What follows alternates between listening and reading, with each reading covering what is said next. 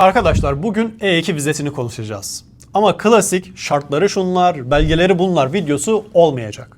Çünkü internette bunlardan onlarcası var. Ben son dönemde gördüğüm dosyalardan, insanların yaptığı hatalardan ve bu işin gerçekten nasıl çalıştığından bahsedeceğim. Hatta gerçek bir dosyada premium processing'e rağmen neden aylarca beklediğimizi de anlatacağım. Son 1-2 aydır ofise gelen telefonların neredeyse 1/3'ü E2 ile ilgili. Ve sorular hep aynı. Ne kadar para lazım? 100.000 dolar yeter mi? Önce şirketi mi kurayım? İnsanlar E2'yi şöyle anlıyor. Para koyacağım, şirket kuracağım, Amerika bana oturum verecek. Keşke bu kadar basit olsa. E2 dosyasını güçlü yapan şey çoğu zaman yatırım miktarı değil. Doğru bir plan. Geçenlerde biri dedi ki, avukat bey 150.000 dolar ayırdım, garanti diyebilir miyiz? Dedim ki ben garanti desem doğru söylemiş olmam. Çünkü daha sen ne iş yapacağını bile belirlememişsin. Bazen 60.000 dolarlık doğru bir yatırım 200.000 dolarlık yanlış bir plandan çok daha güçlü olabiliyor. Bu sebeple ben E2'ye yatırımcı vizesi demiyorum. Girişimci vizesi diyorum. Çünkü Amerika sana para getirdiğin için değil, o parayla gerçekten iş kuracağın için bu fırsatı veriyor. Şimdi bu serinin devamında bunu tek tek anlatacağım. Hatta güçlü hazırlanmış dosyalarda bile bazen RFI gelebiliyor. Bu videoda onu da konuşacağız. Daha sonra en çok yapılan hatalara geleceğiz. Ve sonunda da bana en çok sorulan soruları cevaplayacağım. Amerika parana değil kuracağın işe bakıyor. Mesela geçenlerde bir müvekkil bana şunu dedi. İnternette gördüm, birisi 50.000 dolar ile E2 almış. Doğru olabilir ama onun işiyle senin işin aynı mı? Başkasının dosyası senin dosyan için emsal olamayabiliyor. Bir diğer mevzu. Parayı sadece bankada tutarak E2 alamıyorsun. İnsanlar sanıyor ki paramı göndereyim, sonrasında vize çıkınca parayı harcarım. Keşke öyle olsa. Göçmenlik senden şunu görmek istiyor. Gerçekten risk almış mısın? Yani şirket kurulmuş mu? Kira sözleşmesi var mı? Ekipman alınmış mı? Envanter alınmış mı? İşletme fatura kesmeye başlamış mı? Peki neler yatırımdan sayılıyor? Dediğim gibi kira, envanter, ekipman, işçi maaşı bunlar yatırım sayılıyor.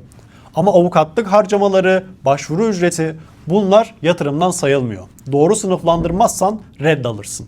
Doğal olarak kimi müvekkiller soruyor. Hocam peki vize çıkmazsa bu yatırım ne olacak? Haklı bir soru. O yüzden E2 dosyasında en önemli konu yatırımı doğru planlamak. Bu minvalde aldığım bir diğer soruya geleyim.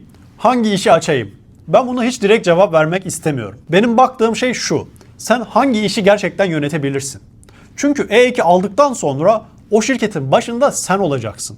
Sabah kapıyı sen açacaksın. Problemini sen çözeceksin. Konsolosluk da tam olarak bunu görmek istiyor. Bu kişi gerçekten bu işi yapacak mı? Yoksa sadece Amerika'da kalmanın yolunu mu arıyor? Ama ben herkese exit stratejisini aklında tutmalarını tavsiye ediyorum. Yani bu iş olmazsa sen şirketi kolaylıkla keşfat edip sermayenin ciddi bir kısmını kurtarabilir misin? Bence bu çok önemli. Geçen ay ofiste ilginç bir şey yaşadık. 2 dosyamız vardı, E2 dosyaları. Yatırım miktarları yakın, iş planları benzer.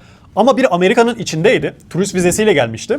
Diğeri ise Türkiye'deydi. İkisine de aynı stratejiyi uygulayamazdık. Turist vizesiyle gelip şirketini kurdun, yatırımını yaptın. Sonra E2 statüsüne geçmek istiyorum diyorsun. Evet bu mümkün. Hatta birçok kişi bu yolu seçiyor. Çünkü konsolosluk randevuları çok ileri tarihlere verilebiliyor. Üstelik konsolosluk son 1 yılda artık çok daha ciddi yatırımlar bekliyor. Ve 100.000 doların altındaki başvurularda kabul oranı oldukça riskli hale gelmiş durumda. Diğer taraftan Amerika içinden başvuran kişi premium processing ile 15 gün içinde onay alabiliyor. Yatırım miktarı ise 30-40 bin dolara kadar düşebiliyor. Peki bizim bu dosyada ne oldu? Çok güçlü bir dosyaydı ama RFI geldi. 2 hafta diye planlanan onay 3 ayı buldu. Yani bazen aceleye getirmek işleri ters teptirebiliyor. Bir fark daha, içeriden statü değişikliğinde pasaportuna vize basılmıyor. Sana sadece verilen Amerika'da kalma hakkı.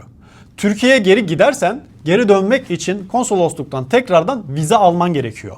Bizim son dönemlerde sık yaptığımız bir strateji var. Combo başvuru. Hem içeriden statü değişikliği hem de konsolosluk bile hazırlık yapıyoruz. Ama tabii bu her dosya için doğru olmayabiliyor. Bu yüzden ben ilk görüşmede mutlaka şunu soruyorum. Senin hedefin ne? Çünkü herkesin planı farklı. Kimisi diyor ki ben zaten Amerika'dayım, bir an önce işime başlayayım. Kimisi ise diyor ki ben sık sık Türkiye'ye gidip geleceğim. İşte strateji buna göre değişiyor. Çünkü E2'de ezber yok. Arkadaşım öyle yaptı cümlesi bu işte geçmiyor. Çünkü arkadaşının bütçesi aynı olsa da belki hayatı farklı. Belki eşi ve çocuklarının durumları farklı. Belki becerileri farklı, geçmişleri farklı. Dolayısıyla aynı yolu izlemek her zaman mümkün olmuyor. Geçenlerde bir başka müvekkille her şeyi konuştuk. Yatırım, şirket, başvuru. Tam telefonu kapatırken durdu ve sordu. Avukat bey, bir şey daha, eşim orada ne yapabilir? İşte bence E2'nin en büyük avantajı burada. E2 yatırımcısı olarak gelirseniz eşiniz de geliyor ve çalışma hakkı alabiliyor. Bu neden önemli? Çünkü yeni kurulan şirketten ilk yıl yüksek gelir beklemek gerçekçi olamayabiliyor. Özellikle ilk aylarda şirkete para kazandırmaktan ziyade şirkete oturmaya çalışıyorsunuz. İşte bu süreçte eşin çalışabiliyor olması birçok aileyi gerçekten rahatlatıyor. Hatta bazı ailelerde ilk düzenli geliri eş getiriyor. Peki yatırımcı istediği yerde çalışabiliyor mu? Hayır. E2 sana başka şirkette çalışma hakkı vermiyor.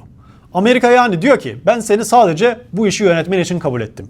Peki çocuklara gelelim. 21 yaş altı bekar çocuklar seninle gelebiliyor ve okullarına devam edebiliyorlar. Hatta biz bazen görüyoruz. Müvekkiller ailecek turist vizesi ile gelmişler.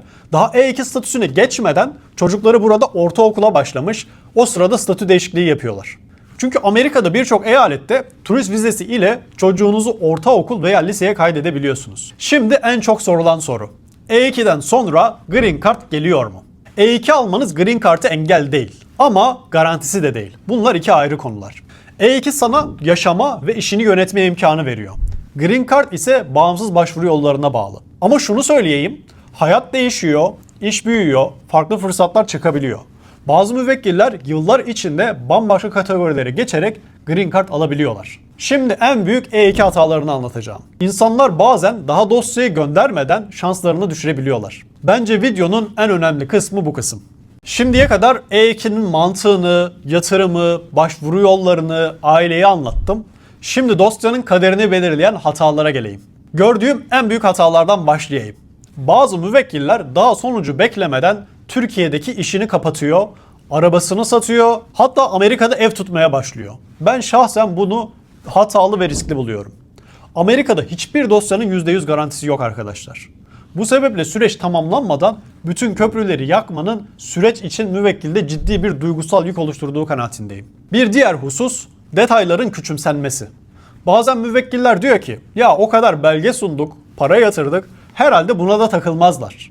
Ama dosyaları çoğu zaman küçük görülen hatalar zorluyor arkadaşlar. Mesela biri geliyor, iş fikri güzel, yatırımı güzel, para kaynağı güzel ama iş yerini tuttuğu yer iş planına göre çok küçük. İş planında 7-8 kişi çalıştırmayı planladığını söylemiş ama tuttuğu ofis tek kişilik. Bir başkası parasını şirket hesabına aktarırken acele ediyor. Temiz hesap açmak yerine geçmişte çok girdisi çıktısı olan bir hesap kullanıyor. Sonra 5 farklı yerden belge toplayıp o paranın kaynağını anlatmaya çalışıyoruz. Bir başkası YouTube'da gördüğü işi kopyalamaya çalışıyor. Atıyorum birisi lojistik işi yapmış, o da bu işe girmek istiyor ama daha genel araç bakım giderleri nedir hiçbir fikri yok. İyi hazırlanmış E2 dosyasında sadece göçmenlik hukuku yok. Muhasebe var, vergi planlaması var, iş planı var, yatırımın kaynağı var. Yani aslında birçok çarkın aynı anda doğru dönmesi gerekiyor. O yüzden E2 dosyalarını hazırlarken asıl daha formlara başlamadan iş başlamış oluyor. Eğer aklınızda Amerika'da iş kurmak varsa ne kadar para lazım diye sormayın. Asıl soru şu: ben Amerika'da hangi işi gerçekten büyütebilirim? Çünkü doğru strateji baştan kurulursa dosyanın geri kalanı çok daha rahat ilerliyor arkadaşlar. Şimdi Amerika'da E2 vizesi almak için yapılan ortaklık hatalarından bahsedeyim biraz da. Diyelim ki Amerika'da bir arkadaşım var. Biz zaten birbirimizi tanıyoruz. Sorun çıkmaz diyorsun. Aceleyle E2 paketini uydurmak için basit bir sözleşme yapıyorsun. Ama iş başka, arkadaşlık başka arkadaşlar. En yakın arkadaşınızla bile şirket kursanız detaylı yazılı anlaşma yapın. Kim ne kadar para koyacak? Kim yönetecek? Kararları kim verecek? Yollar ayrılırsa ne olacak? Çünkü işler iyi giderken herkes mutlu. Asıl mesele işler ters gittiğinde ne olacağı. Bir başka hata şirket hesabını kişisel hesap gibi kullanmak. Mesela şirket kartıyla aile için uçak biletleri almak, özel masraflar yapmak.